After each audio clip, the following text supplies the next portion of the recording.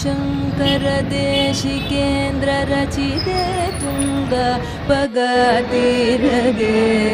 शृङ्गेर्याख्यपुरस्थिते सुविमले सन्मौनि संसेविते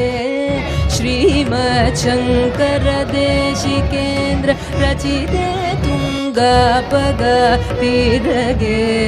शृङ्गेर्याख्यपुरस्थिते सुविमले सन्मौनि संसेविते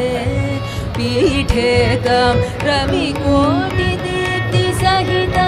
राराजमानां